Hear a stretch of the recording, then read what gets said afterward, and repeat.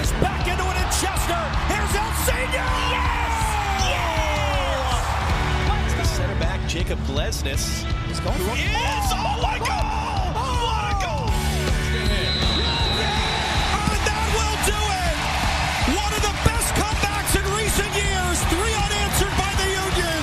And they go into the Gold Cup break, winning it 3-2. Hello, welcome to the Free Kick Podcast. My name is Todd, and man, I just love that intro because even though they were older goal calls, one, that latest game against Atlanta United, what a comeback it was to score 2 goals in 6-7 minutes, unbelievable. And then Jacob Glesnes, you heard his first goal against LAFC, which we thought nothing could top that, but in my opinion, his goal that he scored against Atlanta United, yeah, what a special goal that was by Jacob Glesnes. And he's on pace for one spectacular goal a year. So will we get another banger of a goal by Jacob Glesnes this year? I don't know, maybe. But one thing for sure I can tell you is every single time now, fans at Seaview Park see Jacob Glesnes dribble the ball into the midfield, dribble past the midfield, they're going to be telling him to shoot. So what a day Jacob Glesnes had for himself. What a day the Philadelphia Union had down in Atlanta.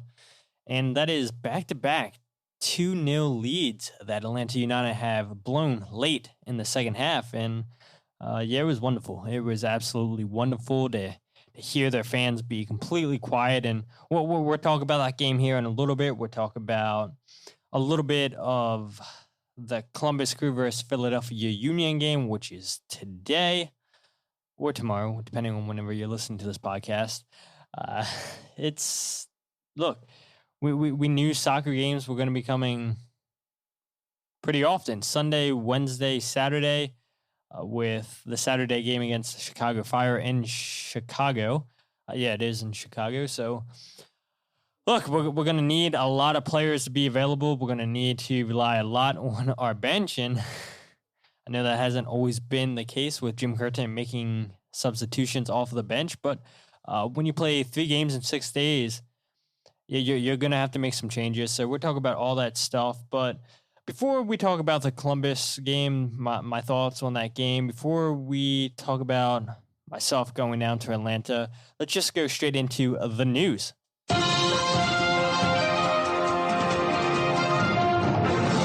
So I don't want to spend too long on the news. Only 4 points I want to bring up. I want to talk a lot about that Atlanta game, my experiences going on my first ever Philadelphia Union away game. And then obviously I want to give my thoughts on the Columbus Crew game, give my predictions and what I think is going to happen in that game. So first off, for the news though, the Houston Dynamo have announced Ted Segal as the new owner of the club. And along with this announcement of announcing Ted Segal as the new owner of the club, Houston signed Zimbabwe center back Teenage Hadabi to a designated player deal. He's a 25-year-old center back that was playing in Turkey. Apparently, he played for a club that was called Chicken Inn. What a name for a club. He's played 24 times with the Zimbabwe national team. And look, don't know anything about this guy, a guy who wasn't playing for the top teams in Turkey, gets signed to a DP deal. Maybe there is something here in this guy. Maybe he is DP worthy. Houston Dynamo, I guess that's all what matters is they thought this guy's DP worthy, so they signed him up, give him a TP deal. And they also signed, which I would imagine is going to be his center partner for the next couple of years, Tim Parker. They signed him to a contract extension for 3 years. The former Red Bull players looked good ever since he got to Houston. When they've struggled in the back line, they brought in an experienced MLS player last year in Tim Parker to help stabilize that center back, that whole defense, just not the center backs, but the whole defense itself. And then they go out and buy Teenage Hadabi from Zimbabwe. And look, these two guys, they believe, okay, look, let's clog up our back line. Let's have our core 2 pieces in the back. Arguably, two most important pieces on the soccer team, or at least, the two pieces in my opinion, you always want to start to build your team around is two good center backs that can play the ball out of the back, that can defend well, that are good leaders. So, in my opinion, it all starts with the center back. So, it looks like they have their center back partnership for the next 3 years. And I've got to imagine with a new club owner, they're probably not going to be done yet making moves. And I know there's people out there saying, they're going to rebrand again. Probably not. I hope not. The Houston Dynamo name, I do like the Houston Dynamo name. The logo, it's kind of grown on me. It's not the best. I mean, it's better than what we've seen with the last couple of rebrands. I'll give Houston Dynamo that. But yeah, that is the latest news for the Houston Dynamo. And moving on, Daniel Gazdag is out at most another week, maybe even less, with a little bit of fluid in his knee, according to Jim Curtin. Jim said he was getting training in on the bike. He mentioned, he kind of looked like Lance Armstrong with, I guess, how fast he was going, how intense he was going on the bike. But Jim said, it's just going to be about tolerating the pain. And the good thing is nothing's broken in that knee structurally. MRIs came back good, just showed a little bit of fluid. So I guess pretty much Ernst Tenner was right. He played a ton of games from August of 2020 until now. I said last episode, 40 games. It's a lot of games for people. And look, of course, we all want Daniel to make an instant impact for this team, especially when we threw 1.1, 1.2 million. I forget how much money we spent on Daniel. But how many times? Like, you hear this all the time in MLS when teams make summer signings. How often do those players really contribute halfway through the season? Not often, because they have to get adjusted to a new league, a new country to live in. They have to get adjusted to new teammates. And playing 40 games in one season, that's a lot. And so, of course, I want Daniel Gazdag to just be a big hit already this season. And I want to see him score a lot of goals and get a ton of assists and lead us into the final of CCL play and hopefully win MLS Cup. But I think fans need to be realistic and say, hey, look, we have an exciting player. We've seen his highlights on YouTube, but this guy's played a lot of games, and let's not run him into the ground. And we've seen some players over the years get run into the ground by the Union. Like I was mentioning earlier about substitutions. Yeah, there's been times where fans have said, Jim needs to sub out so-and-so. This player needs to get subbed out. And what to do, not make a substitution. So hopefully they don't push Daniel Gazdag too hard, but hopefully he can contribute this year more than what we got from Andrew Wooten, but we shall see. The good news is, like I said, nothing is damaged. The MRI came back clean, just a little bit of fluid, and I'm sure he's tired. But great news for Daniel Gazdag. And Chicago, could we see him? Maybe make the bench. And we'll talk about some injuries here later on for the Union. Moving on, though, staying with Union, Jacob Glesnes has been named into MLS Team of the Week for Week 8. Remember, he won Team of the Week honors for Week 4. Now he's won it for Week 8. And we'll definitely talk about that goal. Should have won Goal of the Year last year, but he did not. I believe it was Darlington Nagbe who won it. Should have won Goal of the Week, but then they never even gave a Goal of the Week because the league shut down when the Union played LAFC. So, look, this has to be Goal of the Year, right? Could even be the Goal of the Year for the whole world when the Puskas come up. So, I don't know. I mean, what a strike that was. And like I said, we'll talk about that a little bit later. And then last bit of news I want to talk about is Kai Wagner and Kasper Schmeichel have both been given green cards, meaning that the Union have 2 international spots opening up, which means they can go out and sign more international players. And I do want to play a clip from Ernst Tenner's press conference with Jim Curtin last week, when they announced Jim Curtin's new contract. And this is what Ernst Tenner had to say at the time of potential new signings coming in. See that we get more opportunities now with some green cards coming in. And we could potentially do something as we have still some budget, but like always, it needs to be the right thing to do. And if the right type of player is showing up, we certainly can do something. Yeah, so I mean, the good news there is he said, look, the Union still have money. We still have money to spend, but like we've seen under Ernst Tenner, they're not going to just throw money out there just to throw it because they have it. It has to be the right player to fit the system. Somebody that's not going to be a superstar. We know the team doesn't sign superstars. They want to find a player that's going to gel well with this locker room. And later on in that clip too, Ernst Tenner did say, yeah, the squad is deep, but then I guess that wasn't really accounting for Jose Martinez being away at Copa America.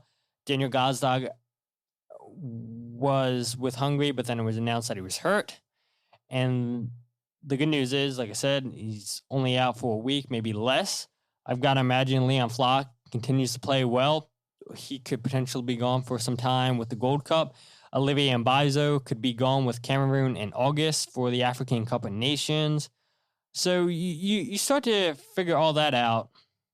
And then injuries always come up too, right? Then your depth that looked strong at one point starts to dwindle down. So if I'm Ernst Tenner, yeah, I'm definitely going out there buying another player, especially a striker. Because look, I didn't even mention Corey Burke and Andre Blake will both be gone for the Gold Cup as well, starting in July with Jamaica, and Alvis Powell as well. I've got to imagine the right back that the Union signed will also be gone with Jamaica. So yeah, that depth that I said was once good is now going to start dwindling down because of these international competitions, while MLS is starting to kick right back up again, which is always a sucky thing about MLS is when they don't follow the traditional FIFA schedule where all these tournaments are going on, but MLS games are still going on at the same time. So teams start to lose players, and when you start to lose key players like Andre Blake, well, it's time for players to step up. Matt Freese, Joe Benedict, Matt Freese probably.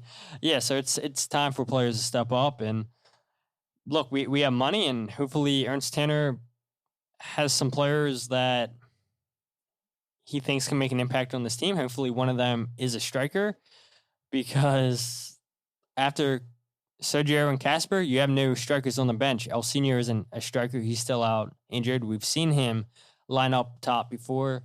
Anthony Fontana, we've seen play as a second striker. Is he really a second striker? I don't know, but we'll talk about Anthony Fontana here again in a little bit. So Jack DeVries is still in concussion protocol.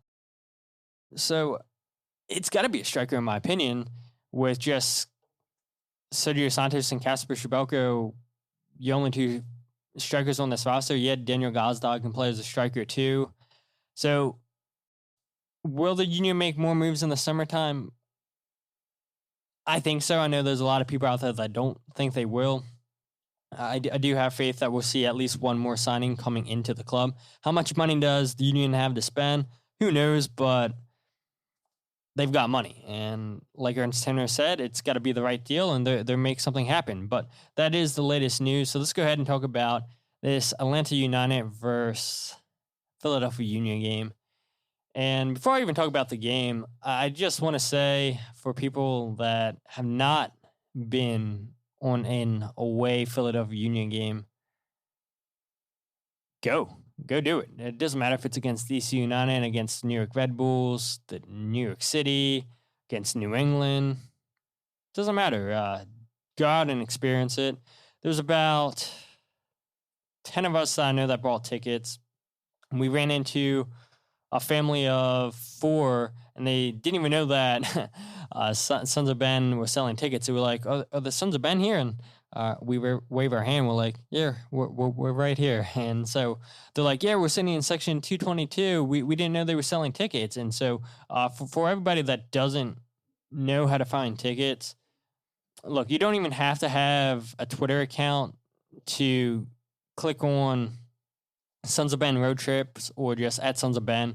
These guys are constantly posting on Twitter, on Instagram, on Facebook about tickets being available if you want to go see the Union away.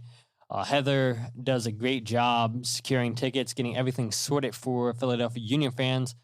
Made this Atlanta United trip so easy, and it was really, really nice to have a front office person escort us to our section.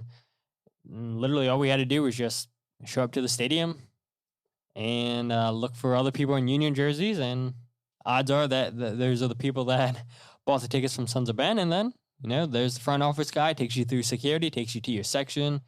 Security stays behind you the whole time in case Atlanta United fans did anything, which they didn't, just some friendly heckling, which I'll, again, get to that in a little bit. But, yeah, I mean, if you haven't been on an away trip with the Sons of Ben, or just even you don't have to be a Sons of Ben member to go on an away trip.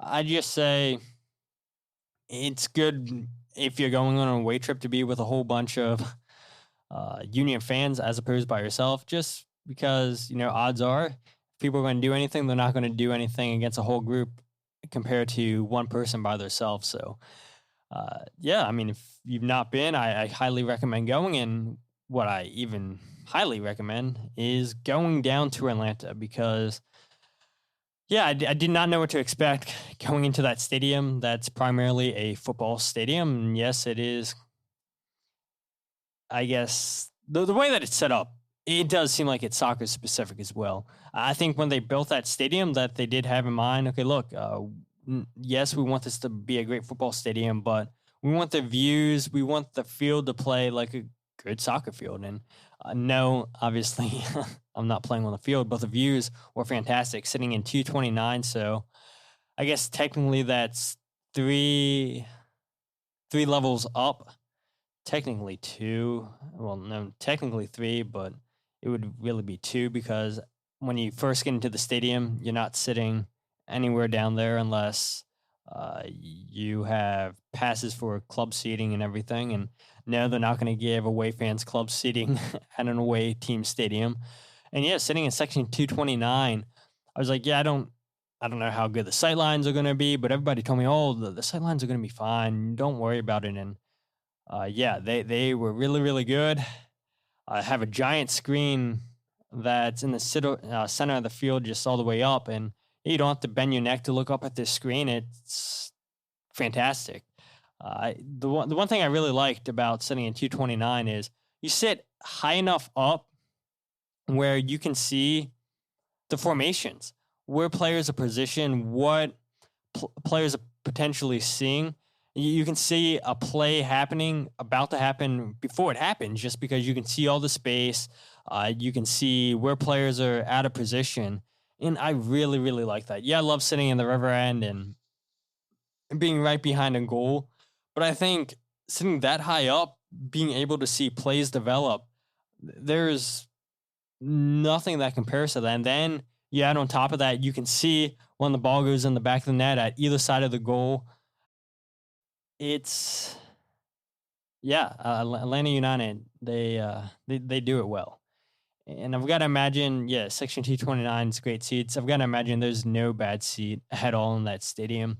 I like in the concourse where at the two ends behind the goal, they have at one side of the goal, they have a giant bar area set up, and you can still, like, people that are getting beer and everything, you can still see the game going on from this area. It's so open, which is amazing. If people, for whatever reason, don't want to be in their seats watching the game at the 200 level, they have a whole bunch of nice seats, and then they have a giant TV where you can just sit in these relaxing chairs and watch the game on this big TV, which I don't know why anybody would want to do that when you have excellent seats in the stadium. But yeah, they have that option. What else did I like about the stadium? It was really easy to get in and out of. I know that's the one thing Union fans complain about is how long it takes leaving the stadium. But they have so many different parking lots around that stadium. I know the MARTA train's big that people use. Look, at Union games trying to leave sometimes, it takes me 45 minutes, maybe a little bit longer to leave the parking lot if I park in either a lot C or B. I've not parked anyplace else. And yeah, when it's full capacity, it takes you a while. And here in Atlanta, it took me maybe 15 minutes to get back out into the main roads in the city. Wasn't bad at all. They have a ton of policemen and women directing traffic. Just everything was really, really well organized, which I wasn't sure how it was going to be. It's a big city. Atlanta's a huge city, and here's Chester, a smaller city, and seems like we can't get our parking situation situated, but here they are in Atlanta United. 15 minutes and you're out into the city. So I really enjoyed that. And there's 42,500 something people. So it's not like, oh yeah, there was a couple thousand. No, there was 42,000 plus people here. And yeah, they got people out in 15 minutes or less. I really like on the outside of the stadium, and they have this giant soccer ball where a lot of people take their pictures with. You see a reflection back in it. The gates are amazing. Seeing the Mercedes emblems on the side of the stadium, yeah, it was pretty cool. Giant Mercedes logos. Just the whole place was really, really welcoming. I liked, before the game started, they, on the big screen TVs that I was talking about that are in the center of the field, just up high, they do a pregame show advertising the merch, which I was like, I don't really need to see you guys advertising the latest Atlanta United merch, but I get it. It's for all the Atlanta United fans. And then they had a pregame show talking about the keys to the game. I was like, yeah, this is really, really nice. The whole atmosphere of them hitting the spike down, that was pretty cool, honestly, and definitely got the Atlanta United fans into the game. Their supporters section, definitely rocking. Definitely rocking. And the one thing I will say is, look, yeah, there was 42,000 plus people in there, and there was Atlanta United fans behind us. But if we could have got 100 people, if we honestly could have got 100 Sons of Ben members, just 100 Union fans in that stadium, they would have heard the chanting. They would have heard all the chanting from the Sons of Ben. The people would have heard us making noises if we would have had 100 people there. When we had like 15 people there, it's kind of hard making noise. I know myself and Dane, it was great to finally meet Dane in person. And, we tried to do some chants, and some people behind us were heckling us, singing along with us, but adding Atlanta United in it. It was all friendly banter, right? But the thing that I enjoyed the most was... One, we were like, okay, look, it's obvious that not everybody that's a Union fan here wants to chant along. So we tried to do a couple chants. That was cool, trying to lead people in chants, but couldn't get people going. So I remember when Heinze, the coach for Atlanta United, he got a yellow card. All of us, all 15 of us Union fans, we all cheered really loud. And the guy that was heckling us, he's like, oh, you guys were quiet all game you guys were quiet. And now you guys cheer for that? Like, what do you expect? Like, there's 15 of us and there's 42,000 plus of you guys, like, making so much noise. Like we tried, right? Just people weren't feeling it, I guess. Like, what do you expect us to do? Like, look, we tried to chant for 15, 20 minutes. And then we're like, okay, it's pretty obvious nobody else wants to join in with us. Like, what do you want us to do? Like, we tried, and the best thing was this moment in the game. There's time for Philadelphia to strike back. Glesnes again! Oh! Glesnes from a different area code! Incredible range! And who needs 7 minutes? It's a worldie of an equalizing goal from the center back, Jacob Glesnes. Okay, so in that clip, I don't know if you guys heard it. If not, just go back like 10 seconds, you'll hear it. Somebody said, F up! And I'm 99% sure that was Jacob Glesnes who said that. Love it. Obviously, you're not going to hear that in the stadium, but the one thing, as soon as we tied that game up 2-2, people were feeling it. They're like, okay, let's get to chanting. And people could definitely hear us, all 15 of us chanting, once we tied the game up 2-2, singing Dupe. And I forget what chant we did after that. Yeah, it was great. And the Atlanta United fans didn't heckle us after that goal, didn't say anything, weren't doing any other chants on their own. So it's like, yeah, all 15 of us? Okay, yeah, the people around us, they can definitely hear us chanting. So yeah, it was great when Glesnes scored that worldy of a goal. And to silence the crowd. And look, he had 3 shots. He tried this 2 more times in the game. I don't know if you guys realize this. Actually, he tried it 1 more. Was it 2 times? It was at least another time. I think he had a header on target. So he did try this earlier on in the game. And it's like, okay, you tried it. Are you going to try it again? And yeah, obviously he does try it again. He couldn't have hit that ball any better. And the one thing that like confused me was why Atlanta United gave him so much time and space to hit that ball. He couldn't have hit it any better. But not only with him scoring that goal, they were letting him carry the ball out from the back, the defensive zone, into the midfield, into the attack. Like, there was a couple times when Jacob would get forward, he'd pass the ball, and he'd still be in the attacking half for the Union. And it's like, I don't think Jacob's used to having this much space being unmarked off in our attacking zone. And for whatever reason, Atlanta United just were letting him dribble up from the defensive zone into the midfield and a little bit farther ahead a couple times. And look, they paid for it with that second goal. And I do think that goal is 20 times better than the goal he scored against LAFC. I mean, to score a goal 35, 40 yards out that's moving. I mean, yeah, look, the goal he scored against LAFC, a dead ball situation, a great knuckleball goal. Verme probably should have saved it, but it was a great strike. But then you see this, where Jacob Glesnes doesn't really get any spin on this ball. He hits it upper 90s, hits it perfectly, hits a bar 3 times. I've never seen that before.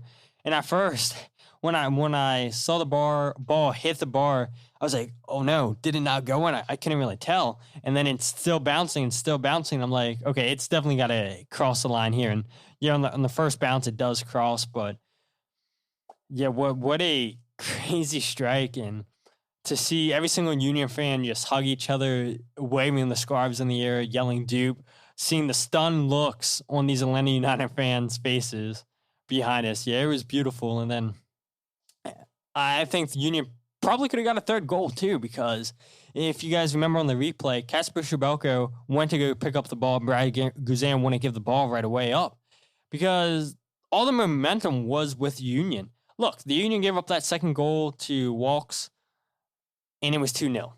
And what did the Union do?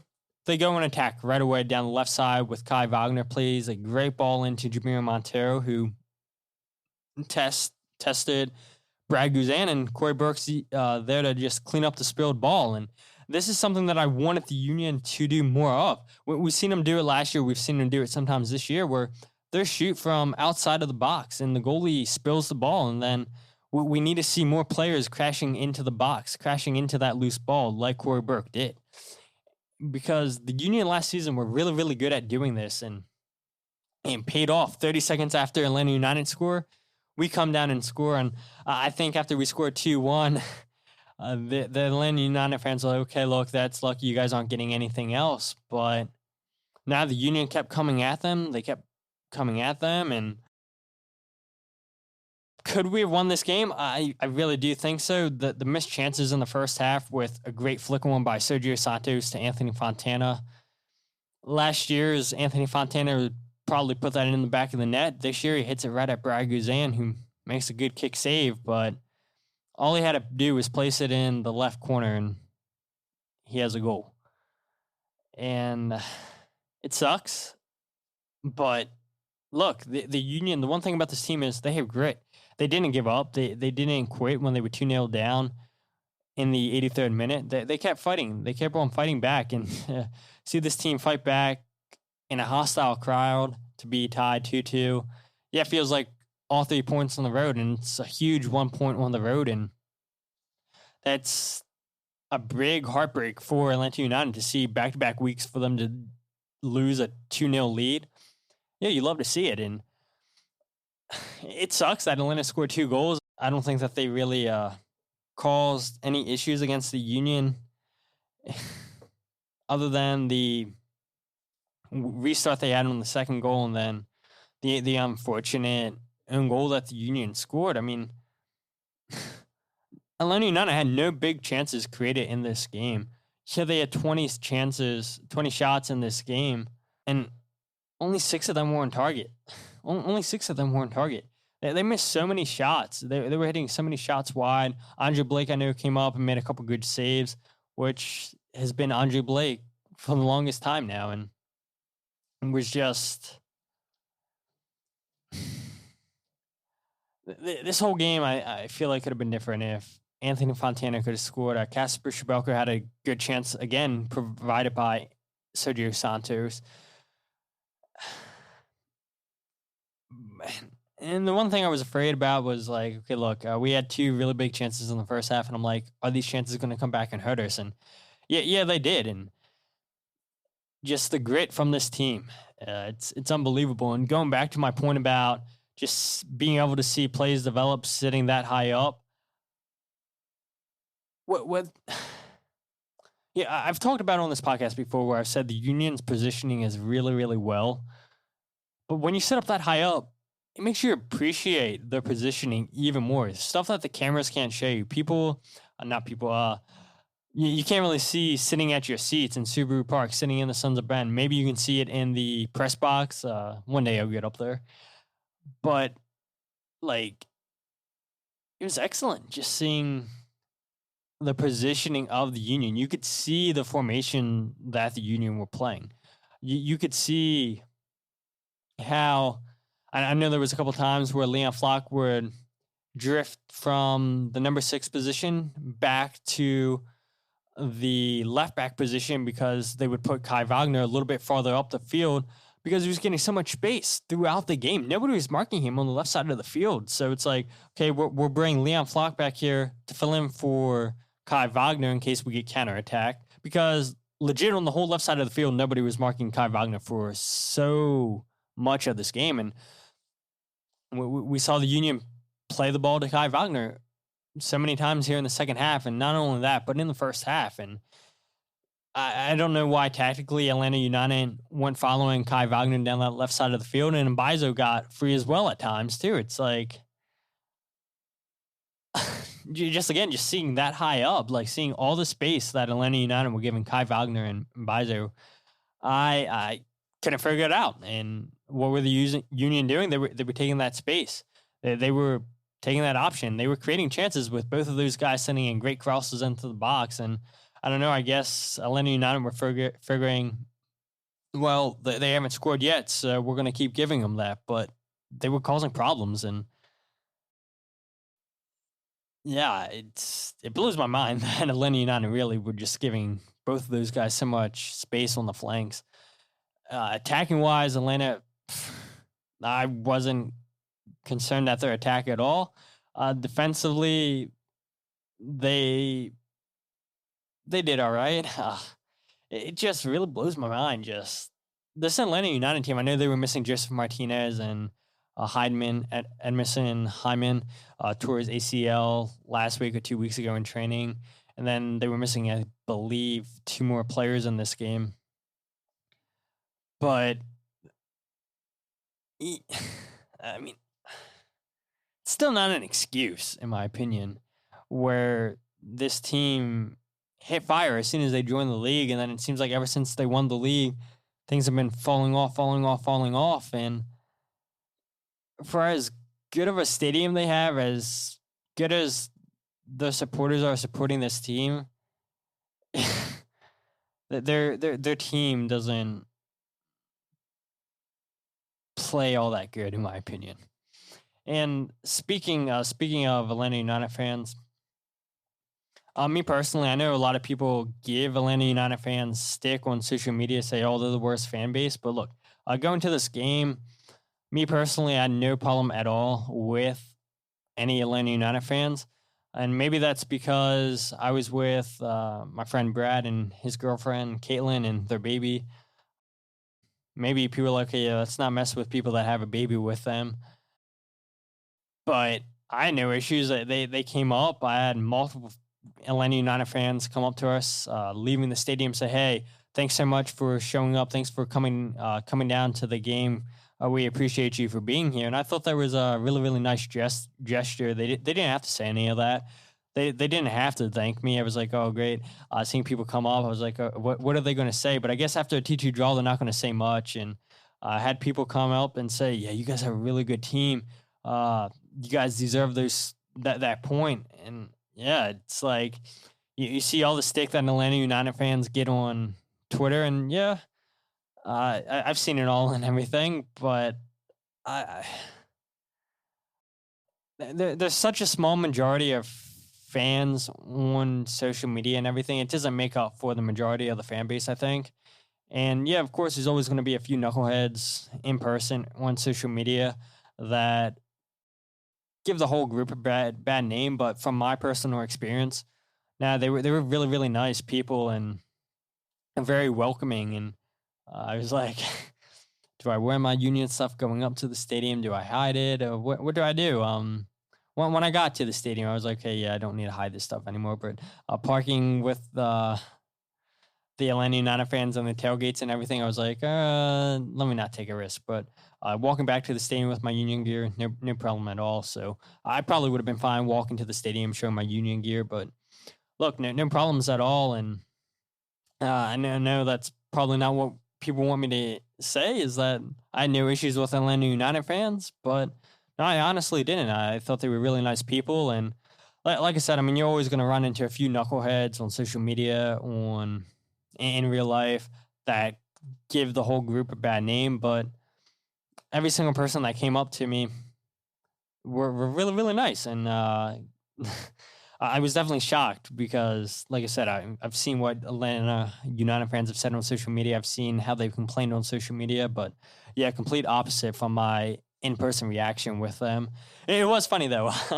After the final whistle blew, there was somebody in the back of I think it was like 228, and he was sitting there. He was definitely drunk, and he was like, go home.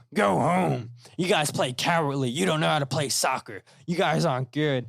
And the front office guy that was with us, he was like, "Oh, that's such a bad excuse. I don't know why people always have to say that. Like we lost. Well, we didn't lose, but it felt like a loss. Like, you guys have a good team. Like, players were legit getting injured on the field. We weren't trying to time waste." And, you know, you're always going to run into those fans too that are a little bit too drunk. And, but other than that, I mean, I was like, yeah, I'm not taking you serious. And you probably want a reaction. I'm not giving you a reaction back. But, yeah, other than that, yeah, everybody that I met were really, really nice people. The big thing about the stadium, not only the sight lines are really good, the pregame show, everything that I said, they fan-friendly pricing. $2 for a bottle of water. I think it's $6-7 at Subaru Park. Insane. Beer, I think, is $4 or $5 in Atlanta, where it's $15-16 at Subaru Park. I don't drink, so I could be off on that. Box of chicken nuggets and fries is $3-4 in Atlanta, where I think it's $11-12 at Subaru Park. Slice of pizza is $3, or if you want a large pepperoni pizza, $18. Not bad at all. They have their own homemade ice cream stand on the 100 section of the stadium. I was like, what? Like, this is like unbelievable. They have so many different vendors throughout that stadium, so many different food options.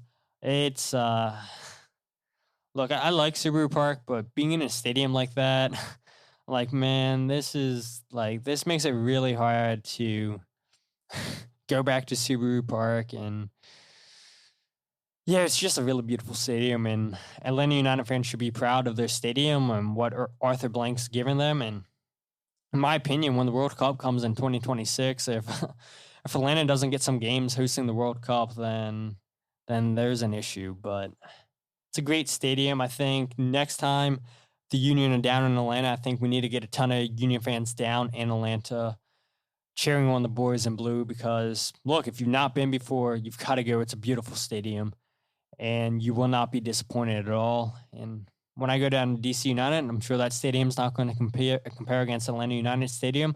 I don't know if there is a stadium in the United States that can compete with what Mercedes-Benz Stadium is. And look, not only is Mercedes-Benz Stadium the biggest soccer stadium, one of the biggest soccer stadiums in the United States, but it's one of the biggest in the whole world. And yeah, again, just completely mind blown how nice that stadium is. And Atlanta United fans should be really, really happy. Moving on there about Anthony Fontana. I just want to talk about him real quick. I don't know where this guy's best position is, honestly. I know coming up through the academy, I think he was a number 8. Should he be done playing the number 10? Yeah. I do think so. I'm trying to look up his touches. I think in the first half he had 9 touches in the first half, and then in the second half he got 11, 2 more touches. Just Anthony Fontana did not look great at the number 10. The Union weren't getting him the ball much, and I don't know if that was because Anthony Fontana was not making good runs or if they didn't trust giving Anthony Fontana the ball. I think once Anthony Fontana missed that chance early on in the game to give the Union the 1-0 game, all of his confidence went out the window.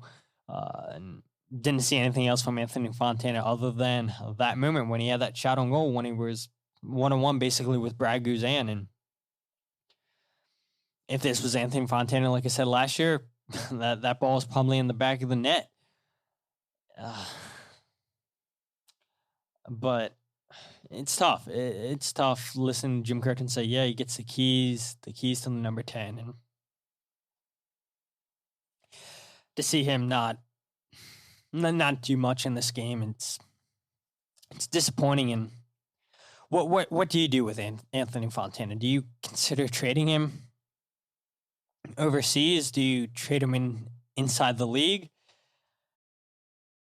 I don't know. I really don't. But I think Anthony Fontana has been given plenty of chances at the number 10 to prove that, hey, look, I deserve to start at the number 10. And every time that it happens, he does himself no favors, because as soon as Anthony Fontana got substituted out and Jamiro Monteiro went to playing the number 10, Jamiro Monteiro was opening up space, getting good shots off, and it's not what Anthony Fontana was doing. And it's disappointing for a guy that you want to see succeed, a guy that's still 21, 22 years old. He's not old at all. And I don't know. I don't know. I mean, is his position best as the number 8, has a second striker coming off the bench? Might have to do. It's a strange case, honestly. And yeah, I don't know. I had high hopes for Anthony Fontana, and every time he gets a chance to start, he doesn't do much. And we'll see what happens here in the next couple of weeks. Like I said, with the Gold Cup players going away, Anthony Fontana is going to keep getting chances, but is it going to be at the number 10? I'm not too sure. I'm sure that there is things that I'm forgetting to mention. For fans that are listening to the podcast of the Union, you guys can go on the Sons of Ben's website. Like I said, you guys can go on the social medias. They're always advertising away tickets, and I have a feeling, there are a lot more Union fans that travel to these games that we don't know about because they're not finding tickets in a away section. So, for you guys that don't know where to get away tickets, sonsofben.com, or you guys can go ahead and check them out on social media, and they're always posting about tickets they have available to go see the Union away. But yeah, there's probably things I'm forgetting to mention in this game, which is all good. I just want to talk about my experience in Atlanta. Great stadium. Don't know if any other stadium in the United States is going to compare. I would love for Jay Sugarman one day to build a stadium as nice as Atlanta United, which it's not going to happen, I know. But yeah, what a stadium. More people need to get down there to Atlanta to see the Union take on Atlanta United, Well, even if the United States men's national team plays a game down there, get down to Atlanta. It's a great stadium. But I want to get to some listener questions real quick, and then I'll go over my thoughts for Philadelphia Union versus Columbus Crew. So 2 listener questions. One came from Michael Van Zandt. He asked, what do you think of Jim's substitutions? So we know that he brought on Matt Real later on in the game to play in the number 6 position. And I was like, oh, look, we have another player that can play in the number 6. Corey Burke came on for Sergio Santos at halftime. And Jack McGlynn came on as the second substitution for Anthony Fontana. I thought all 3 of the substitutions were good. It's what I would have done because, look, you had Paxton Aronson, who's 17. You have Quinn Sullivan. You have Elvis Powell, William Collin, Stuart Finley on your bench. Yeah, you're not going to do you're not going to do much with those guys on the bench. So Jim went with, I guess, his 3 most attacking players, and then specifically Jack McGlynn's been trusted the most out of all the new homegrowns season. So he has experience playing with the first team. It's the moment's not too big for him. So yeah, I was happy with the substitutions. And could Jim have made the Jack McGlynn substitution a little bit earlier? Yes. Could he have done the same for the Matt Real substitution? Yes. But yeah, I mean, those 3 players that he brought on, it's exactly what I would have done as well. So yeah, I have no problem at all with Jim Curtin's substitutions. Then the next question comes from Andrew Kaufman at RockKing89. He says, what are your thoughts on Jacob Glesnes? What are my thoughts? What a player. I mean, for whatever reason, like I said earlier, Atlanta United kept giving this guy so many opportunities to dribble into the half field, to dribble into the attack, and he made him pay with an outstanding goal. And the crazy thing is, I don't know if you guys are into XG, which is expected goals. It was only 0.11% that 0.11, not even 11%, just 0.11 that he was going to score a goal, and he scores a goal. His passing was great in this game. 94% accurate passes. What else did he do? He had 3 long balls in this game. 2 of them were accurate. Jacob Glesnes and Jack Elliott are really, really good at finding the attackers with long balls. And it's always great. Like I said earlier in the intro, if I'm a manager, the first thing I'm doing is looking at the spine of the team, getting 2 center backs that can play the ball out of the back, that can play long balls over the top.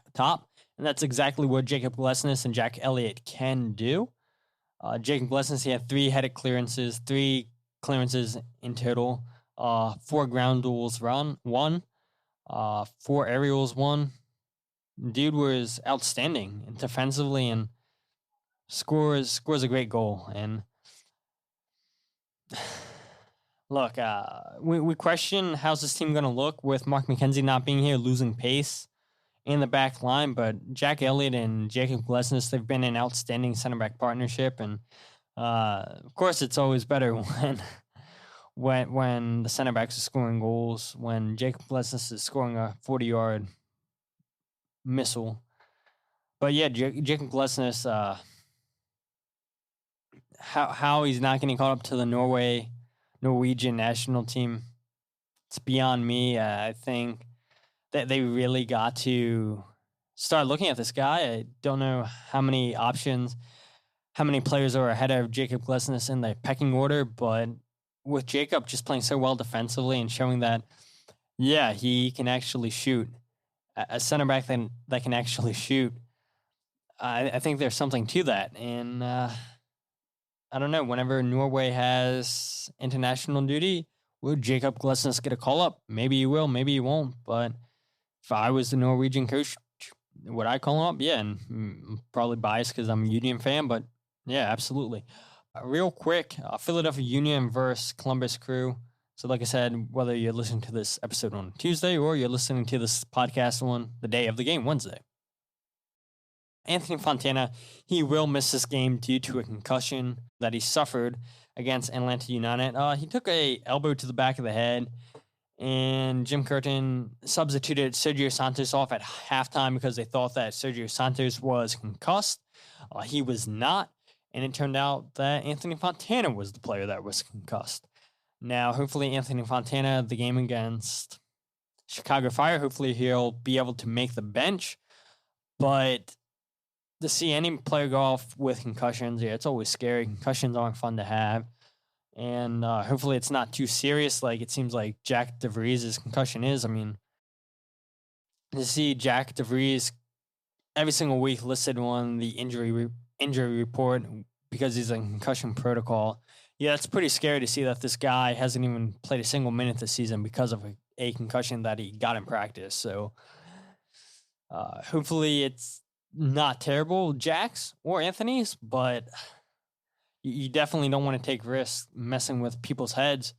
So it will be interesting to see how the Union line up. I think there's really only three options.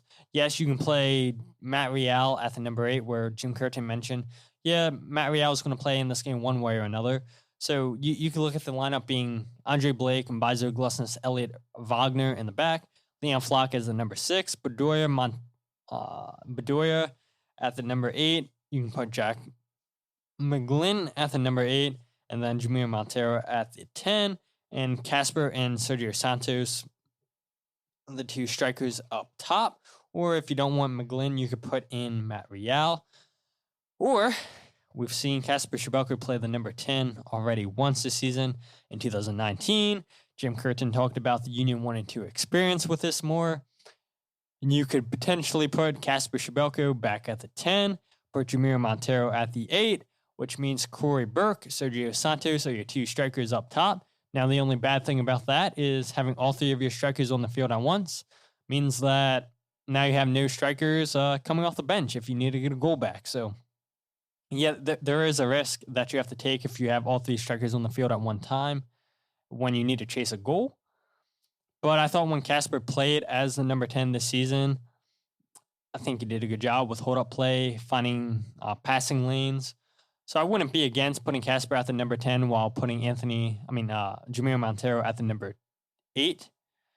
But if I had to guess, it is going to be Andre Blake, Mbaizo, Glesnes, Elliott, Wagner, Flock, Bedoya, McGlynn, Montero, Schebelko, and Santos in your starting 11. But if it was announced that Casper is playing the number 10 with Corey and Sergio up top, yeah, I wouldn't be surprised either. And in my opinion, 3 keys to victory would be, number 1, how to deal with the spine of Columbus's team, which is Eloy Room, the goalkeeper, Josh Williams, Jonathan Menza, Darlington Nagbe.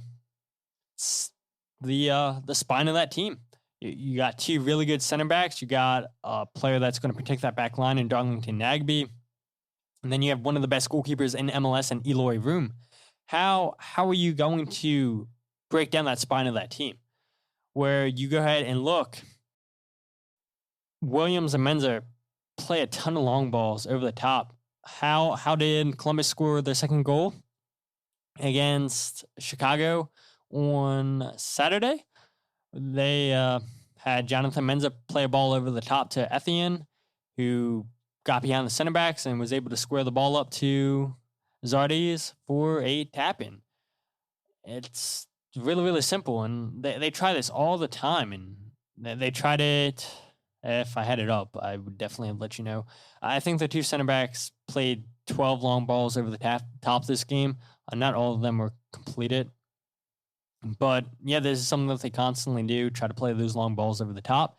And I expect it to happen again against Philadelphia on Wednesday. They're going to continue to try to see, okay, look, we know we have pace out wide with Etienne, and Zardes is pretty fast too.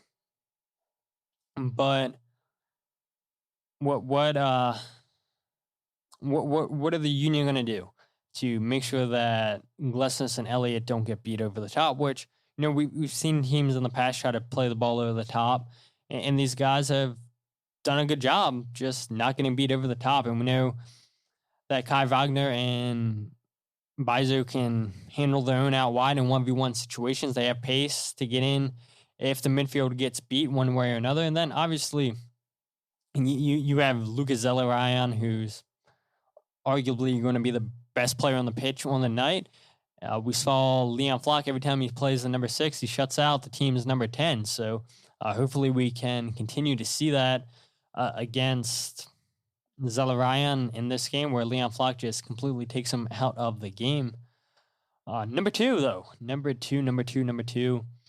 Out of Columbus's 37 goals scored against the Union all time, 10 of them have come between minutes 76 through 90. So how did the Union not concede late on in this game? I think that's going to be one of the keys to victory, that where the Union cannot, whatever they do, they cannot give up a goal near the end of this game, which is something that not only does Columbus thrive on that in MLS, but they specifically, like I said, thrive on that against the Philadelphia Union. So how can the Union make sure that they're not getting beat over the top, but specifically near the end of the game? So the Union got to find ways to make sure that Columbus don't score a goal here in the 76th through the 90th minute. And Columbus too, they have 8 goals between the 36th, 35th minute up until halftime. 8 goals. So these are 2 crucial times. I want to see the Union control is the 76th through 90th and 35th through the 45th. Make sure that they don't give up any goals, because history shows that this is when Columbus scores a lot of the goals in these 2 times. So 18 goals out of 37 in between those 2 time frames. How can the Union make sure that that does not happen this time? We shall see.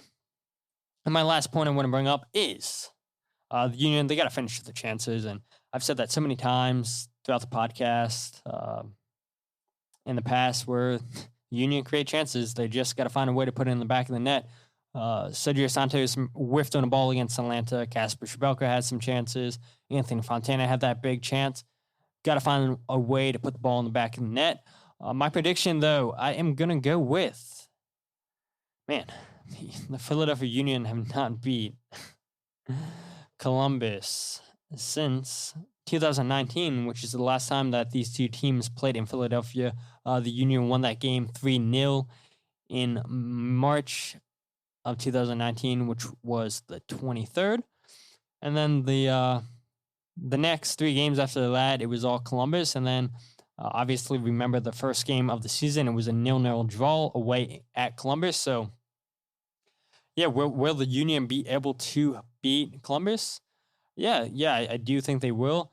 When you look at when these 2 teams play, the Union, they score most of the goals against Columbus between the 31st minute and the 75th minute, 8, 8, and 9 out of 35 goals all time against Columbus. So expect the 31st to the 75th minute to be active for the Union. I want to see them defensively sharpen up in the 76th and 90th minute. 10 goals, that's too many goals given up between that minute. So let's see if the Union can do it. My prediction, though, for this game is I think it's going to be 1-1. Honestly, I think we're going to see back-to-back draws. Just with Union not having many options on the bench because of player injuries, players away, only one away on international duty. Players injured. The depth is pretty much non-existent with Anthony Fontana missing. So, 1-1 draw, I will take that.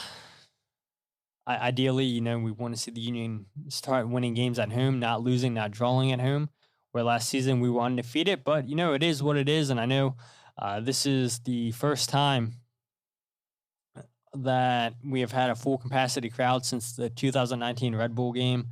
So I don't know how many fans are going to show up since it is a Wednesday game, but hopefully a lot of fans show up. Hopefully it's easy to get out of the stadium, and hopefully you guys are loud and proud. You guys are ready to sing and cheer on the boys in blue, and I'm really looking forward to hearing the whole stadium telling Jacob Glesnes to shoot the ball every time he has the ball, because he's done it twice now, folks. In last season, that free kick, and then just did it last week against Atlanta United. But if you guys aren't following the podcast on Instagram, Facebook, or Twitter, follow at Free Kick Pod.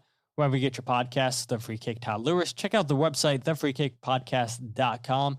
And seriously, people, if you've not been to a Philadelphia Union away game, you've got to do it. You've got to do it.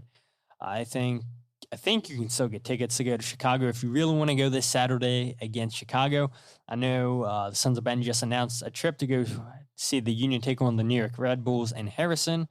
You guys heard me talk with Heather and Vince last week about the trips that they have planned specifically as a group.